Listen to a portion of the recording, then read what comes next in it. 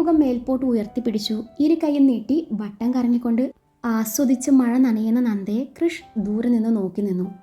അവളിൽ നിന്നും മനഃപൂർവ്വം അകലം പാലിച്ചതാണ്. കണ്ണാടി ചില്ല് പോലുള്ള സാരിയിൽ വെള്ളം വീഴുക കൂടി ചെയ്തപ്പോൾ അവളുടെ മേനി മുഴുവൻ അവന് മുന്നിൽ ദൃശ്യമാവുന്നുണ്ട്. എന്താണാവോ ഈ പെണ്ണിൻ്റെ ഉദ്ദേശം? ഇങ്ങനെ പോയാൽ ഇവൾക്ക് കൊടുത്ത വാക്ക് തെറ്റിക്കേണ്ടി വരുമെന്നാണ് തോന്നുന്നത്. കൃഷ് ആത്മഗതിച്ചു. അതിനിടയിൽ അവൻ്റെ കണ്ണുകൾ അവളുടെ നഗ്നമായ പുറംമേനിയിൽ ഒഴുകി നടക്കുന്നുണ്ട്. കിച്ചു, ഇങ്ങ് വാ. കൃഷ് ഓരോന്ന് ചിന്തിക്കുന്നതിനിടയിൽ നന്ദു അവൻ്റെ കൈ പിടിച്ചു വലിച്ചു മഴയിലേക്ക് നടന്നുകൊണ്ട് പറഞ്ഞു.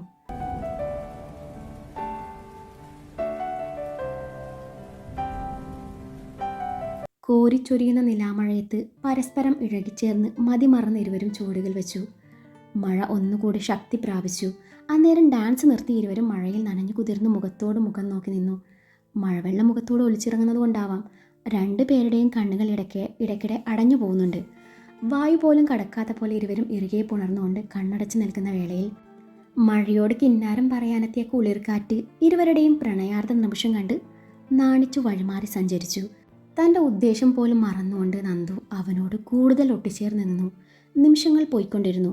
ഇരുവരും മനസ്സില്ലാ മനസ്സോട് അടർന്നു മാറിയ നിമിഷം ഇരുവരുടെയും കണ്ണുകൾ തമ്മിൽ അതിൻ്റെ ഇണയുമായി കൊരുത്തിരുന്നു. അവൻ തൻ്റെ വലത് കൈയാലെ അവളുടെ നനഞ്ഞ കവിളിൽ ചേർത്ത് വെച്ചു. തള്ളവിരലാൽ അവളുടെ കീഴ്ചുണ്ടിന് മീതിയായി ഒന്ന് തലോടി. മുഴുവനായും അഴിച്ചുവിട്ടിരുന്ന മുടിയിഴകൾ മുഖത്തേക്ക് വീണ് കിടക്കുന്നുണ്ടായിരുന്നു. അവളുടെ കവിളിൽ പതിഞ്ഞ അവൻ്റെ കൈവിരലുകൾ മുടിക്കുള്ളിൽ കൂടി അവളുടെ പിൻകഴുത്തിലേക്ക് ഇഴഞ്ഞു നീങ്ങിയതും അവൾ കണ്ണിറുക്കി അടച്ചു. ആ നിമിഷം അവൻ തൻ്റെ ഇടത് കൈയാലെ അവളുടെ ഇടുപ്പിൽ പിടിച്ചു തന്നോടടുപ്പിച്ചതും അവൾ അവൻ്റെ നെഞ്ചിൽ തട്ടി നിന്നു. ആ നിമിഷം അവൻ്റെ വലത് കൈ അവളുടെ സാരിയുടെ വിടവിലൂടെ കാണുന്ന അവളുടെ നഗ്നമായ വയറിൽ അമർന്നു. ഒരേങ്ങലോടെ അവൾ കണ്ണിറുക്കി അടച്ചു. അവൻ്റെ വലത് കൈ മുഴുവനായും സാരിക്കുള്ളിലേക്ക് ഇഴഞ്ഞു നീങ്ങി അവളുടെ വയറിനെ തഴുകിക്കൊണ്ട് പൊക്കിൾ ചുഴിയിൽ ആഴ്ന്നിറങ്ങിയതും അവൻ്റെ നാമം ഉരുവിട്ടുകൊണ്ട് അവളിൽ നിന്നും ശീൽക്കാരങ്ങൾ ഉയർന്നു വന്നു. അവൻ്റെ പ്രണയത്താൽ വിവശയായ അവൾ ആ നിമിഷം അവനെ ഇറുകെ പുണർന്നു. അവൻ്റെ ചുണ്ടുകൾ അവളുടെ കാതിലും കഴുത്തിലും തോളിലും അമർന്നതും നന്ദു പൊള്ളി പിടഞ്ഞുകൊണ്ട് അവനിൽ പിടിമുറുക്കി. അവൻ്റെ ചുണ്ടുകൾ അവളുടെ മേനിയിൽ പതിയുമ്പോൾ അവളുടെ കണ്ണുകൾ താൻ അടഞ്ഞു പോകുന്നുണ്ടായിരുന്നു. മഴത്തുള്ളികൾ ഒലിച്ചിറങ്ങുന്ന അവളുടെ ഇരു കവിളിലും തൻ്റെ കൈത്തലം ചേർത്ത് വെച്ച് അവളുടെ ചുണ്ടുകൾ കവരുമ്പോൾ അവളുടെ കണ്ണുകൾ അടഞ്ഞു പോയിരുന്നു. അവൻ്റെ ചുണ്ടുകളുടെ മുറുക്കം കൂടി വന്നതും അവൾ അവൻ്റെ മുതുകിൽ പോറൽ വീഴ്ത്തി. അവൻ്റെ ചുംബനത്താൽ വിവശയായ അവൾ അവനിൽ നിന്നും അകന്നു മാറി ഇതപ്പോടെ ഓടി മറയാനൊരുങ്ങി. അവൾ അവൻ്റെ സാരി തലപ്പിൽ പിടിച്ചതും അവൾ തിരിഞ്ഞു നോക്കിയതും ഒരേ നിമിഷമായിരുന്നു. അന്നേരം അവൾ നാണത്തോടെ തൻ്റെ ഇരു കൈകളാൽ മാറി മറച്ചു പിടിച്ചതും അവൻ കുറുമ്പ് നിറഞ്ഞ ചിരിയോടെ അവളുടെ സാരി എടുത്ത് അവളുടെ മാറി മറച്ചു കൊടുത്തു. അടുത്ത നിമിഷം അവളെ കൈകളിൽ കോരിയെടുത്ത് തങ്ങളുടെ വീടിനുള്ളിലേക്ക് നടക്കുമ്പോൾ അവൻ്റെ കണ്ണുകൾ അവളിൽ മാത്രം ഒതുങ്ങി നിന്നു. കൃഷ്, എനിക്ക് നിന്നോട് ഒരു കാര്യം പറയാനുണ്ടായിരുന്നു. അവളെയും കൈകളിൽ കോരിയെടുത്ത് പടി കയറുമ്പോൾ നന്ദു കൃഷിനോട് എന്തോ പറയാൻ ശ്രമിച്ചുവെങ്കിലും കൃഷ് തൻ്റെ ചുണ്ടിന് കുറുകെ വിരൽ വെച്ച് അവളെ തടഞ്ഞു. അവൾ അവൻ്റെ കഴുത്തിൽ വട്ടം ചുറ്റി പിടിച്ചിട്ടുണ്ട്. അപ്പോഴും ഇരുവരും കണ്ണുകൾ തമ്മിൽ വേർപെടുത്താനാവാതെ അത്രമേൽ ആഴത്തിൽ പരസ്പരം നോക്കി നിൽപ്പാണ്. വീടിൻ്റെ ഡോറും തുറന്ന് അകത്ത് കയറി അവളെയും കൊണ്ട് തൻ്റെ ബെഡ്റൂമിൻ്റെ വാഷ്റൂമിൽ കയറുമ്പോൾ അവൾ അവനെ ഒന്ന് നോക്കി. വാഷ്റൂമിൽ അവളെ താഴെ ഇറക്കി ഇരുവരും നനയുന്ന പോലെ ഷവർ ഓൺ ചെയ്തപ്പോൾ അവൾ അവൻ്റെ കരവലയത്തിൽ നിന്നും ഓടി ഒളിക്കാൻ നോക്കിയെങ്കിലും അന്നേരം അവളുടെ കയ്യിൽ അവൻ്റെ പിടി വീണിരുന്നു. അവളുടെ കയ്യിൽ പിടിച്ചു വലിച്ചു അവൻ അവളെ തൻ്റെ നെഞ്ചോട് ചേർത്തു. ഇരുവരെയും നനച്ചുകൊണ്ട് ഷവറിൽ നിന്നും വെള്ളത്തുള്ളികൾ ഒലിച്ചിറങ്ങി. അവളിൽ നിന്നുണ്ടായ നേരിയ എതിർപ്പുകൾ വകവെക്കാതെ അവൻ അവളുടെ മാറിലെ മറ നീക്കി സാരി തലപ്പ് എടുത്തു മാറ്റിയതും അവൾ നാണത്താൽ അവൻ്റെ നെഞ്ചിൽ മുഖമൊളിപ്പിച്ചു. കുറച്ചുനേരം ഷവറിന് കീഴെ ഇരുവരും അതുപോലെ നിന്നതും അവൻ ഷവർ ഓഫ് ചെയ്തു. അടുത്ത നിമിഷം അവളിൽ നിന്നും അവൻ സാരി പൂർണ്ണമായും അഴിച്ചു മാറ്റി. പാവാടയും ബ്ലൗസും മാത്രമിട്ട് നിൽക്കുന്ന പെണ്ണിനെ അവൻ പ്രണയത്തോടെ നോക്കി നിന്നു. അവളുടെ മാറിടത്തിലേക്കും ചെറുതായി കാണുന്ന മാറിൻ ചുഴിയിലേക്കും അവൻ്റെ കണ്ണുകൾ എത്തി നിന്നു. അവളുടെ ആ കുഞ്ഞു വയറും നാവിച്ചുഴിയും കണ്ട് അവന് കണ്ണടിക്കാൻ തോന്നിയില്ല. ഒരാണിനെ ആകർഷിക്കാൻ പാകത്തിലുള്ള അവളുടെ ഉടലിൻ്റെ ഭംഗി അവൻ നോക്കി നിന്നുപോയി. തൻ്റെ ശരീരത്തിലേക്കുള്ള അവൻ്റെ കള്ളനോട്ടം കണ്ട് നന്ദു നാണത്തോടെ മുഖം തിരിച്ചു. മര്യാദക്ക് അടങ്ങി ഒതുങ്ങി കഴിഞ്ഞ എന്നെ ഓരോന്ന് കാണിച്ച് മയക്കിയിട്ട് ഇപ്പം നാണിച്ചു നിൽക്കുന്ന കണ്ടില്ലേ? അവളുടെ കാതോറും ചുംബിച്ചു സ്വകാര്യം പറഞ്ഞുകൊണ്ട് അവളെ നേരെ നിർത്തി അവളുടെ മാറടിക്കിൽ അമർത്തി ചുംബിച്ചു. അവൻ വാഷ്റൂമിൽ നിന്നും ഇറങ്ങി നടന്നതും അവളുടെ ഉടലാകെ തരിച്ചു പോയിരുന്നു. അല്പനേരം കഴിഞ്ഞു നനഞ്ഞ ഡ്രസ്സ് മാറി ഒരു ടവലും ചുറ്റി അവൾക്ക് മാറിയിടാനുള്ള ഡ്രസ്സും കൈ പിടിച്ചു തൻ്റെ അരികിലേക്ക് വരുന്ന അവനെ കണ്ടതും നന്ദു മുഖം തിരിഞ്ഞു നിന്നു. ഇതൊക്കെ എന്ത് കാര്യം സാധിക്കാൻ വേണ്ടിയാണെന്നൊന്നും എനിക്കറിയില്ല. എങ്കിലും എന്തോ ഒന്ന് നിനക്ക് എന്നിൽ നിന്നും നേടിയെടുക്കണമായിരുന്നു. എനിക്കറിയാവുന്ന നന്ദ ഒന്നും കാണാതെ എൻ്റെ മുന്നിൽ ഇങ്ങനെ വരില്ല.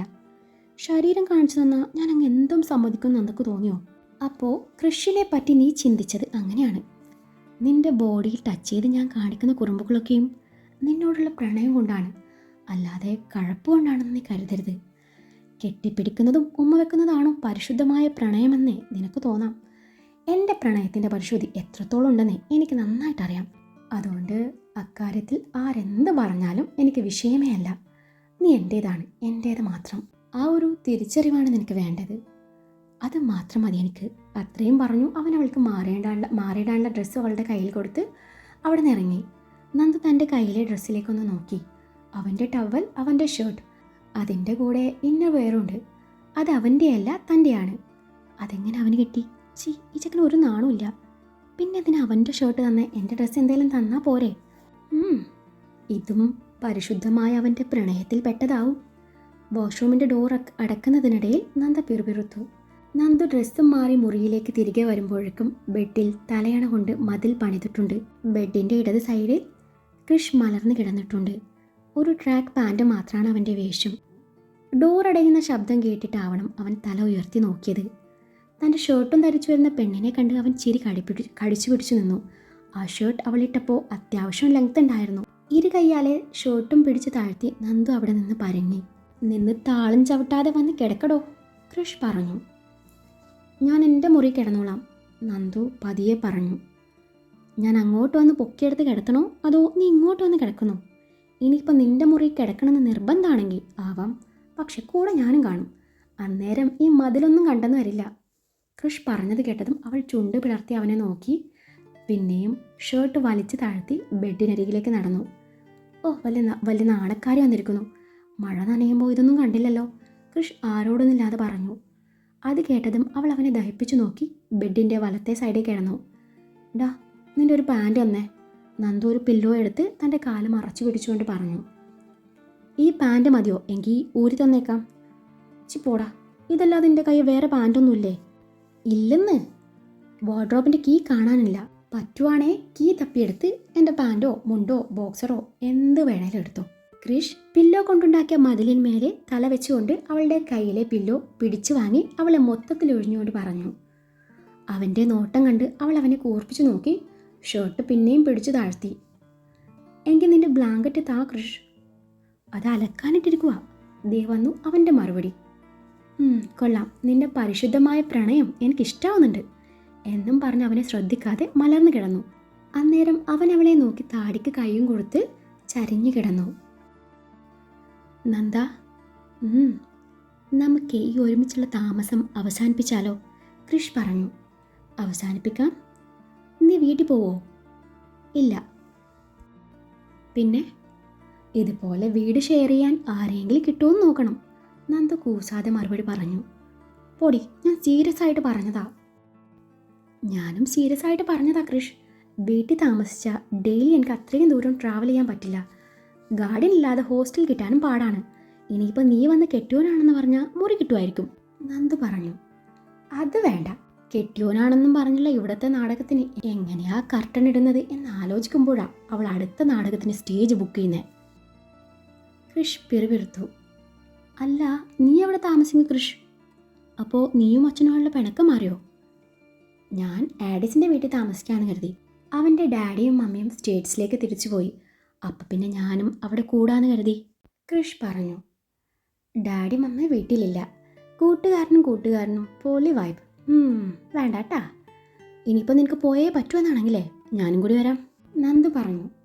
ഹേയ്, അതൊന്നും ശരിയാവില്ല നന്ദ.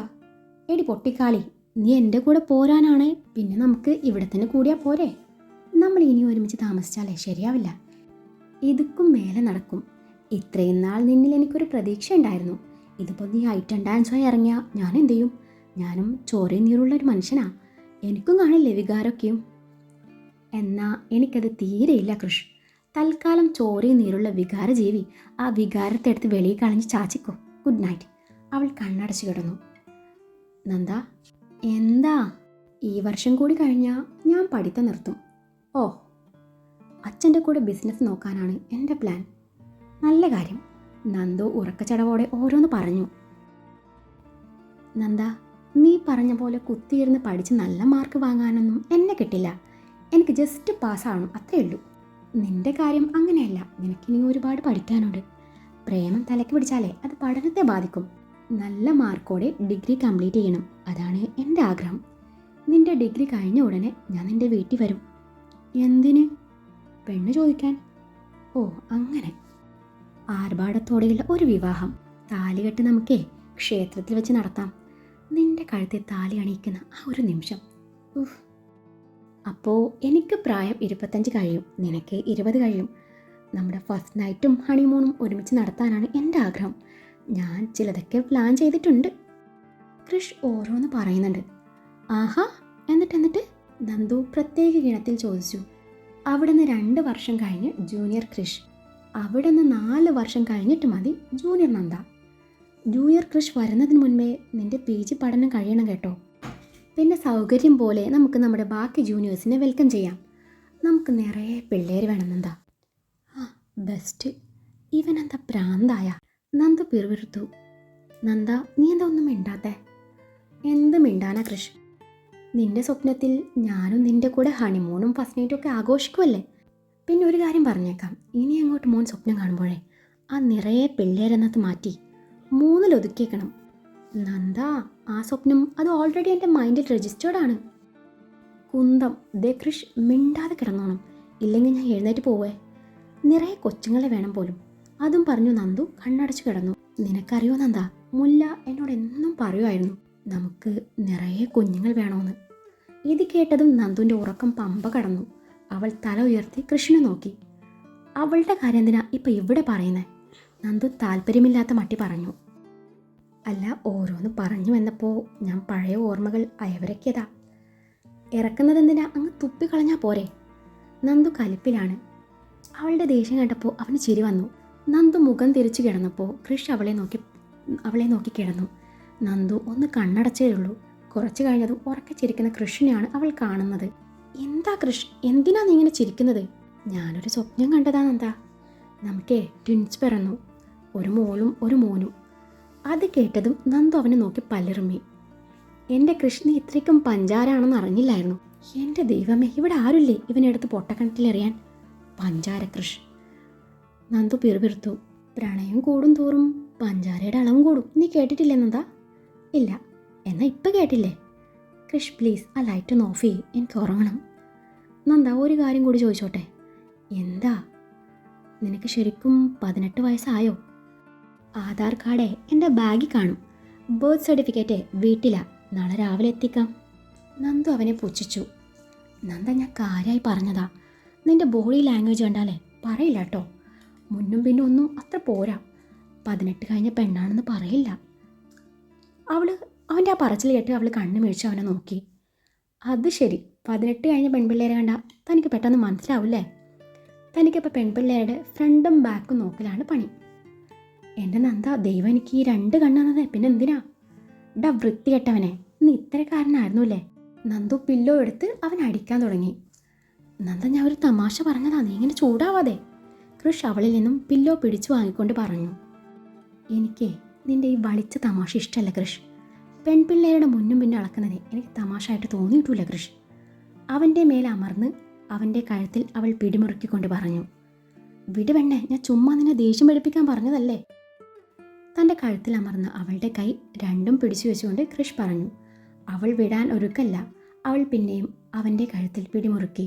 ശരി, എന്നാ ഞാനിനി ഇതുമാത്രം അളന്നോളാം, പോരെ? അവളുടെ ഇരുമാറിലും പിടിമുറുക്കിക്കൊണ്ടവൻ പറഞ്ഞതും നന്ദു ഒന്ന് ഏങ്ങിപ്പോയിരുന്നു. അവൻ്റെ കഴുത്തിൽ പിടിച്ച പിടി താനെ അയഞ്ഞു. അതോടൊപ്പം അവൾ അവൻ്റെ നെഞ്ചിലേക്ക് വീണു. സൈസ് ഇൻക്രീസ് ആവൻ, ഇത് ബെസ്റ്റാടി, അവൻ അവളുടെ കാതിൽ പതിയെ പറഞ്ഞു.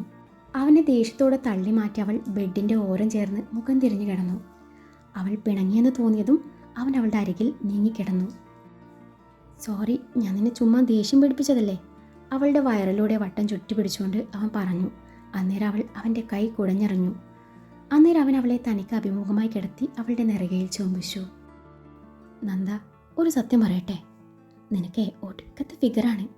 പിന്നെ ഞാൻ നേരത്തെ പറഞ്ഞതുണ്ടല്ലോ, അതും സൂപ്പറാ, എനിക്കിഷ്ടായി. പോടാ വൃത്തികെട്ടവനെ. ഏത് നേരത്താണോ എനിക്ക് മഴ നനയാൻ തോന്നിയേ. ദേ കൃഷ്, നിന്റെ പഞ്ചാരയും കൊണ്ട് എൻ്റെ അടുത്തേക്ക് വരല്ലേ. നിനക്കെന്നെ ശരിക്കും അറിയില്ല, ഞാനേ ഇത്തിരി പെശകാണ്. ആണോ എന്താ? എന്നാലേ ഞാൻ അതിനേക്കാളും പെശക. കൃഷ് അവളുടെ മേലെ അമർന്നു അവളുടെ ഇരു കാലം ലോക്ക് ചെയ്ത് അവൾക്ക് അനങ്ങാൻ പറ്റാത്ത വിധത്തിലാക്കി. അവൻ തൻ്റെ ഇടത് കൈകൊണ്ട് അവളുടെ ഇരു കൈയും കൂട്ടിപ്പിടിച്ചു അവളുടെ തലക്ക് മേലെയായി ലോക്ക് ചെയ്തു വെച്ചു. ഒന്നനങ്ങാനാവാതെ അവൾ അവനെ തുറച്ചു നോക്കി പേടിപ്പിക്കുന്നോടി ചുള്ളിക്കമ്പേ. അവളുടെ ചുണ്ടിനെ ഒന്ന് ഞാനടിക്കൊണ്ട് അവൻ പറഞ്ഞു. കൃഷ്, വേണ്ട, കൈയെടുക്ക്. നന്ദു പല്ല് ഞെരിച്ചും കണ്ണുകൊണ്ടും തൻ്റെ ദേഷ്യം പ്രകടിപ്പിച്ചു. അവൻ വല്ലാത്ത ഭാവത്തിൽ അവളെ നോക്കി. അവിടെ നിന്ന് അവൻ്റെ കൈവിരലുകൾ അവളുടെ താടിത്തുമ്പിലൂടെ തൊണ്ടക്കുഴിയിലേക്ക് അരിച്ചിറങ്ങി. നന്ദു ശ്വാസം അടക്കി പിടിച്ച് നിൽപ്പാണ്. അവൻ്റെ ചൂണ്ടുവിരൽ അവളുടെ കഴുത്ത് കടന്ന് താഴേക്ക് ഇഴഞ്ഞു നീങ്ങി ഷർട്ടിൻ്റെ വിടവിലൂടെ ചെറുതായി കാണുന്ന അവളുടെ മാറൻ ചുഴിയിൽ എത്തി നിന്നു. അവിടുന്ന് ചൂണ്ടുവിരലിൽ ബട്ടണിൽ കൊളുത്തി വലിച്ച് ഷർട്ടിൻ്റെ ആദ്യ ബട്ടൺ പൊട്ടിച്ചതും നന്ദു ചെറുതായി ഒന്ന് പതറി. അവളുടെ പതർച്ച കണ്ടതും അവന് ചിരി വന്നു. അവൻ്റെ അടുത്ത നീക്കം എന്താവാം എന്നോർത്ത് നന്ദു ഒന്ന് വിറച്ചു പോയിരുന്നു. അന്നേരം അവൻ അവളുടെ നെറുകയിൽ ചുണ്ടമർത്തിയതും അവളുടെ കണ്ണുകൾ താനെ കൂമ്പി അടഞ്ഞു പോയിരുന്നു. അവളുടെ കയ്യിലെ പിടി അയച്ചു ചിരി കടിച്ചു പിടിച്ചു. തൻ്റെ ഇരു കൈയാലെ അവളിട്ടിരിക്കുന്ന ഷർട്ടിൻ്റെ കോളറിന് താഴെയായി ഇരുവശവും പിടിമുറുക്കി അവളുടെ കണ്ണിലേക്ക് പതിയെ ഊതി. അന്നേരം അവൾ കണ്ണു തുറന്നു.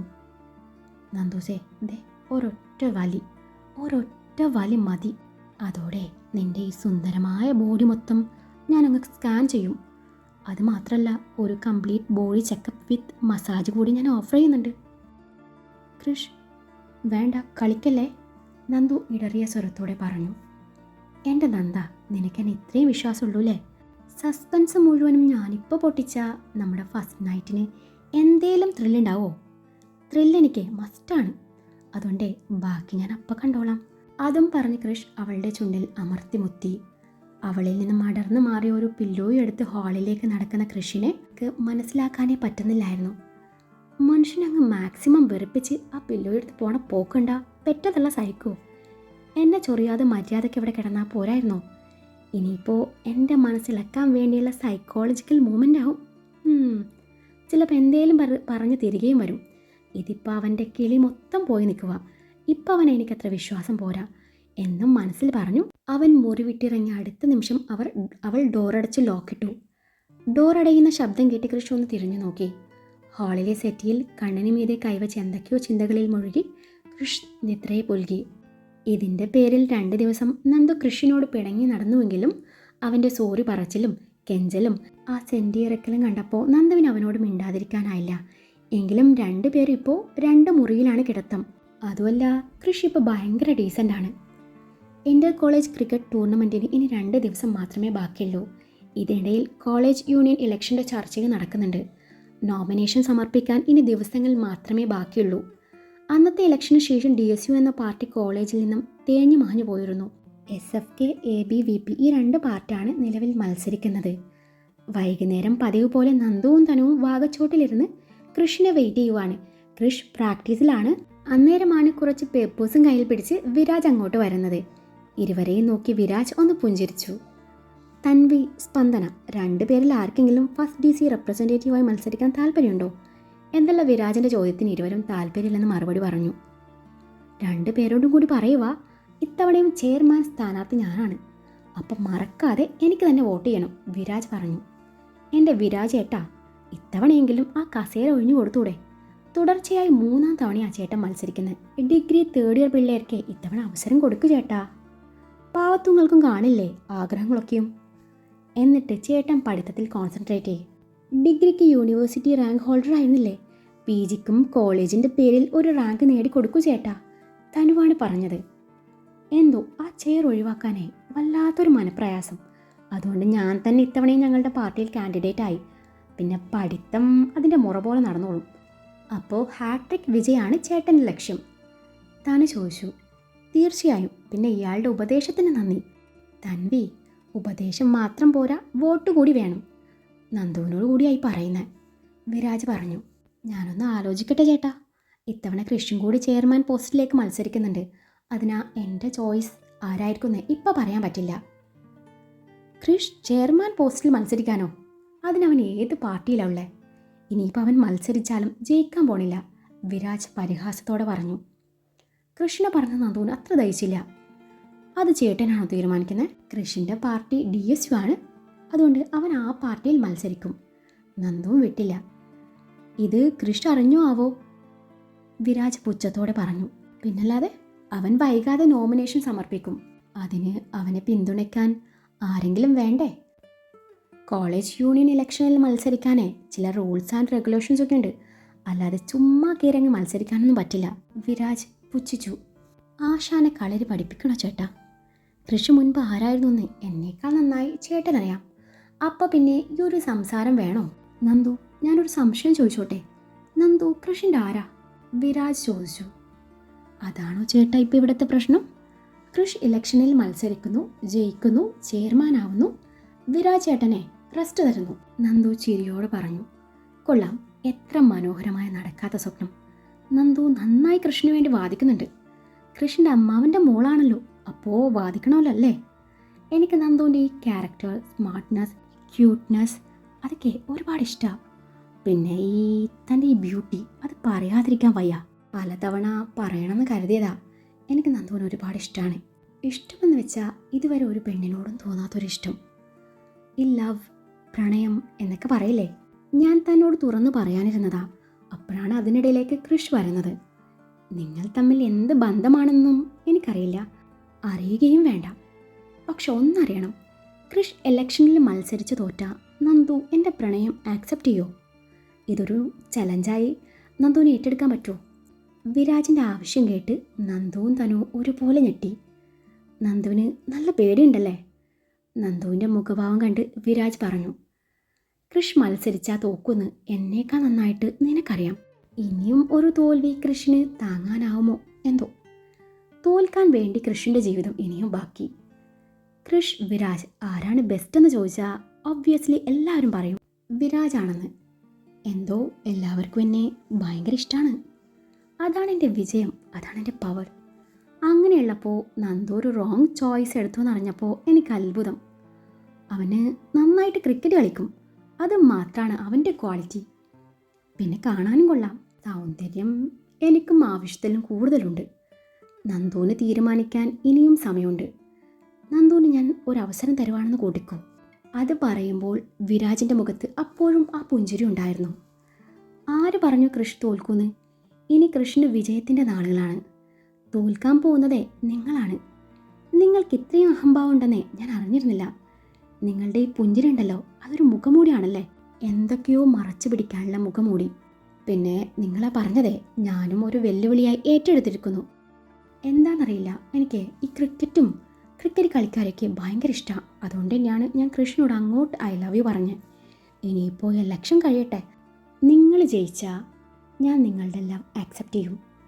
മറിച്ചാണെങ്കിലേ നിങ്ങളുടെ മുന്നിൽ വെച്ച് കൃഷ്ണനെ പ്രപ്പോസ് ചെയ്യും. നന്ദു അവൻ്റെ മുഖത്ത് നോക്കി പറഞ്ഞു. എന്നാ കഴിഞ്ഞതാ, നമുക്ക് വാക്കുറപ്പിക്കാലോ? അതൊന്നും വേണ്ട, ഈ നന്ദുവിന് വാക്കൊന്നേ ഉള്ളൂ. ദേ എൻ്റെ കൂട്ടുകാരി തനു ഇതിന് സാക്ഷിയാണ്. അതും പറഞ്ഞു നന്ദു തനുവിൻ്റെ കൈയും പിടിച്ച് അവിടെ നിന്ന് നടന്നു നീങ്ങി. ഇരുവരുടെയും സംസാരം യാദൃശ്ചികമായി കേട്ടുനിന്ന ധ്യാൻ അടുത്ത നിമിഷം അത് കൃഷിൻ്റെ കാതിലെത്തിച്ചു. കൃഷിൻ്റെ മുഖം ദേഷ്യം കൊണ്ട് ചുവന്നു വന്നു. വലിഞ്ഞു മുറുകിയ മുഖവുമായി തൻ്റെ ബാഗും തോളിലിട്ട് അവൻ നന്ദുവിൻ്റെ അരികിലേക്ക് നടന്നു. ധ്യാൻ പറഞ്ഞ കാര്യങ്ങളൊക്കെയും വ്യക്തമായി കേട്ട ശരൺ ഇക്കാര്യം അലോകിനെയും ധ്രുവിനെയും അറിയിച്ചു. അലോകിൻ്റെ ഉള്ളിൽ അന്നേരം നിഗൂഢമായി ചിരി വിരിയുന്നത് ധ്രുവ് നോക്കി നിന്നു. ഇതേ സമയം തനു നന്ദുവിനെ നിർത്തി പൊരിക്കുന്നുണ്ട്. ആ സമയത്താണ് കൃഷ് അങ്ങോട്ട് വരുന്നത്. കൃഷിൻ്റെ കൂടെ ആഡിസും ദിവിനും ധ്യാനും ഉണ്ട്. കൃഷിൻ്റെ കണ്ണിൽ അഗ്നി കണ്ട് നന്ദുവിൽ ഭയം നിറഞ്ഞു. അടുത്ത നിമിഷം കൃഷ് നന്ദുവിൻ്റെ കവിളിൽ പിടിമുറുക്കി. ഡി പുല്ലേ, നിന്നോട് ആരാടി പറഞ്ഞേ ഞാൻ ഇലക്ഷനിൽ മത്സരിക്കുന്നുണ്ടെന്ന്? നീ എന്തർത്ഥത്തിലാണ് അവനെ കയറി വെല്ലുവിളിച്ചേ? നിനക്കെന്നെ ഇങ്ങനെ കണ്ടിട്ട് സഹിക്കുന്നില്ല അല്ലേ? എല്ലാം അവസാനിപ്പിച്ചതായിരുന്നു ഞാൻ. നീ എൻ്റെ ജീവിതത്തിലേക്ക് വന്നതിന് ശേഷം പുതിയ കൃഷാവാൻ ശ്രമിക്കുകയായിരുന്നു ഞാൻ. വീണ്ടും നീ എന്നെ കുഴിയിലേക്ക് തള്ളിയിടാൻ നോക്കുവാണോ? കൃഷ് വിട് ഞാനൊന്ന് പറയട്ടെ. നന്ദുവിൻ്റെ കണ്ണ് നിറഞ്ഞു വന്നു. നീ ഒന്നും പറയണ്ടടി. നീ ആരാണെന്ന് നിന്റെ വിചാരം? കൃഷ്ണനെ നന്നാക്കാനേ നീ വളർന്നിട്ടില്ല നന്ദ. എന്നെ നന്നാക്കാൻ എൻ്റെ അച്ഛൻ വിചാരിച്ചിട്ട് നടന്നിട്ടില്ല, പിന്നെയാ നീ. ആരുടെയും വാക്കേട്ടെ ഇന്നേ വരെ കൃഷ് ഒന്നും ചെയ്തിട്ടില്ല. എനിക്ക് എൻ്റേതായ ചില തീരുമാനങ്ങളൊക്കെ ഉണ്ട്. അതിൽ നീ എന്നല്ല ആരും കയറി തലയിടുന്നതേ എനിക്കിഷ്ടമല്ല. കുറച്ച് സ്വാതന്ത്ര്യം തന്നപ്പോൾ തലയിൽ കയറി നിറങ്ങുന്നു. അവൻ പറഞ്ഞതൊക്കെയും കേട്ട് നന്ദുവിൻ്റെ കണ്ണുകൾ നിറഞ്ഞൊഴുകി. അന്നേരവും അവൻ്റെ ദേഷ്യം അടങ്ങിയിട്ടില്ല. അവൻ്റെ പിടി ഒന്നുകൂടി മുറുകി. അതുകൊണ്ട് ആഡീസ് കൃഷിനെ പിടിച്ചു മാറ്റി. തനു നന്ദുവിനെ ആശ്വസിപ്പിക്കുന്നുണ്ട്. അപ്പോഴാണ് വിരാജ് അങ്ങോട്ട് വരുന്നത്. കണ്ടില്ലേ നന്ദു, ഇവന് വേണ്ടിയാണോ നീ വാദിച്ചേ? ഇവന് വലിയ സംഭവമാണെന്നാണല്ലോ നീ എന്നോട് പറഞ്ഞത്. നീ സ്നേഹിക്കുന്ന പോലെ കൃഷ് തിരിച്ച് നിന്നെ സ്നേഹിക്കുന്നില്ല നന്ദു. ഇപ്പം തന്നെ കണ്ടില്ലേ, എല്ലാവരുടെയും മുന്നിൽ വെച്ച് നിന്റെ കവളിൽ അവൻ പിടിച്ചു ഞെരിച്ചത്. ഇതാണോ സ്നേഹം? ഇതാണോ പ്രണയം? I don't know Nandu. എനിക്ക് നിന്റെ അവസ്ഥ കണ്ടിട്ടേ സങ്കടം തോന്നുന്നു. അതുകൊണ്ട് നിനക്ക് വേണ്ടി ഞാൻ ഈ ചാലഞ്ച് പിൻവലിക്കാം. ഞാൻ പറഞ്ഞതല്ലേ നന്ദു, കൃഷ്ണന് നന്നായിട്ടറിയാം അവൻ മത്സരിച്ച നല്ല അന്തസ്സായിട്ട് തോക്കുന്നു. അതാണ് അവൻ്റെ ഈ ദേഷ്യം. നിനക്ക് അറിയോ നന്ദു, ഞാൻ ഇപ്പോഴും നിനക്ക് വേണ്ടി കാത്തിരിക്കുവാണ്. വിരാജിൻ്റെ സംസാരം കേട്ട് കൃഷ്ണൻ്റെ ദേഷ്യം ഇരട്ടിച്ചു. വിരാജിൻ്റെ കോളറിൽ കൃഷ്ണൻ്റെ പിടി മുറുകി. ഒരു ഗ്യാപ്പ് കിട്ടിയാൽ അവിടെ നുഴഞ്ഞു കയറി ഗോളടിക്കാൻ നീ മിടുക്കനാണെന്ന് എനിക്ക് നന്നായിട്ടറിയാം. എന്ന് വെച്ച് ഇവളെ വെച്ച് നീ എനിക്ക് നേരെ ഉണ്ടാക്കാൻ വന്നാലുണ്ടല്ലോ, നീ ഇതുവരെ കാണാത്ത എൻ്റെ മറ്റൊരു മുഖം കൂടി കാണേണ്ടി വരും. ഇവളെ എൻ്റെ പെണ്ണ, ഈ കൃഷ്ണൻ്റെ പ്രണയം.